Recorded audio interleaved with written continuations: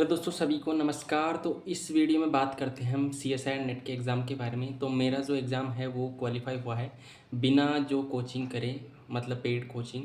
उसके अलावा बहुत सारी गलतियां जो मैंने करी थी एग्ज़ाम के प्रिपरेशन के टाइम, उस गलतियों को ना दोहराते हुए आप अच्छे से तैयारी करें और बहुत जल्दी से एग्ज़ाम को क्वालिफाई करें।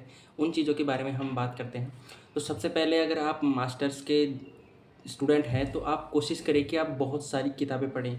ठीक है, जितना ज़्यादा आपको पढ़ाया जा रहा है बुक्स का, मतलब सिलेबस का अपने क्लासरूम में, उन सभी चीज़ों को आप जाकर की बुक से पढ़ना स्टार्ट करें और अच्छे से पढ़ें। डिटेल स्टडी जब आप करेंगे तो आपका जो नॉलेज है वो बहुत ज़्यादा बढ़ेगा और वो लॉन्ग टर्म के लिए आपके लिए बहुत बेनिफिशियल होगा। और इस चीज़ को अगर आप नहीं करेंगे तो ये चीज़ जो है आपको आगे जाकर दिक्कत करेगी, जब आप किसी गवर्नमेंट एग्ज़ाम या फिर इससे भी बड़े एग्ज़ाम में जो है वो बैठेंगे। इसके अलावा दूसरी बात आती है कि कोचिंग लेके ना लें, मतलब मास्टर्स के टाइम। तो अगर आपका कॉलेज ऐसा है कि आप रेगुलर कॉलेज जा रहे हैं, वहाँ पर आपकी क्लासेस लग रही है, तो उस स्थिति में आप कोचिंग नहीं लेना प्रेफर करें। ये मेरे अकॉर्डिंग है। अगर आप मैनेज कर सकते हैं कि आप क्लास भी जाएँ और कोचिंग भी लें और बुक्स भी पढ़ रहे हैं, तो उस स्थिति में आप कोचिंग ले सकते हैं। लेकिन अगर आप रेगुलर क्लास जा रहे हैं, आपकी क्लासें लग रही है, तो उस स्थिति में आप सिर्फ बुक पढ़ेंगे। बुक्स जो है आपका नॉलेज काफ़ी हद तक बढ़ा देगी।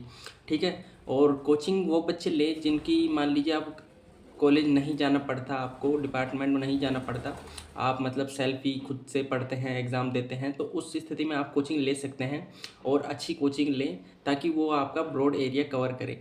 ठीक है? क्योंकि कोचिंग का क्या होता है कि वो आपको बिल्कुल स्पेसिफिक बता देते हैं कि ऐसा ही होता है।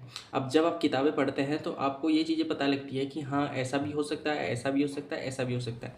मतलब आपकी जो क्रिटिकल थिंकिंग है वो आपकी किताबें पढ़ने से ही आती है। ठीक है? उसके आगे हम बात करें, जैसे आपने कोचिंग ले ली, अपना मास्टर्स कंप्लीट किया या मास्टर कंप्लीट कर चल रहा है, तो सबसे पहले आप CSI नेट क्वालिफाई करने के लिए अपना जो सिलेबस है उसको पूरा करें। ठीक है? ऐसा नहीं है कि कुछ यूनिट छोड़ दी, लेकिन जो जो चीज़ें सिलेबस में आ रही है, आपका MSc का और आपके मास्टर्स का सिलेबस सेम है, उनमें आ रही है, उन चीज़ों को आप जो है पूरा कर लें। उसके बाद जो एग्ज़ाम होता है उससे पहले आपको बहुत सारे क्वेश्चन प्रैक्टिस करने हैं।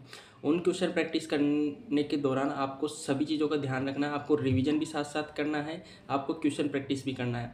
ठीक है? तो उस स्थिति में क्या होगा कि जैसे आप क्वेश्चन सॉल्व करेंगे तो आपका कॉन्फिडेंस बढ़ेगा। और कई बार ये प्रॉब्लम आती है कि हम जब क्वेश्चन प्रैक्टिस करते हैं तो हमसे क्वेश्चन होता नहीं है, तो उसमें कोई उसकी बात नहीं है कि आपसे क्वेश्चन नहीं हो रहा है, क्योंकि वो क्वेश्चन पैटर्न ही ऐसा बनाया गया है कि पहली बार में हो ही ना। तो उस चीज़ को पॉजिटिव वे में लेना है, सब ठीक होगा। आपको तब क्या करना है कि या तो आप यूट्यूब पर जो क्वेश्चन वगैरह अवेलेबल हैं उनके वीडियो सॉल्यूशन देखें। मतलब यूट्यूब पे वीडियो देखा क्वेश्चन का, उसको पॉज किया, उसको अपने से खुद से सॉल्व करने की कोशिश करी और फिर वो नहीं हुआ तब उसका आंसर देखा।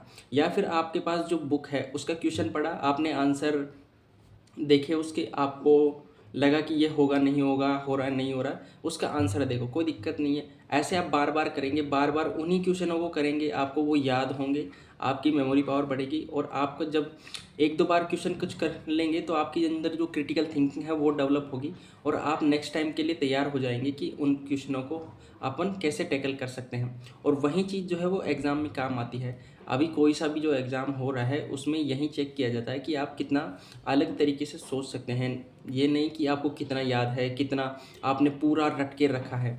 तो वो चीज़ें जो है वो काफ़ी इंपॉर्टेंट हो जाती है जब हम इतने बड़े एग्ज़ाम की तैयारी करते हैं। और सभी चीज़ों को पॉजिटिव वे में रखना है। क्वेश्चन प्रैक्टिस मस्ट है, आपको रिवीजन करते रहना है और कंसिस्टेंसी कंसिस्टेंसी चाहे कुछ भी हो जाए, आपको रोज़ पढ़ना है।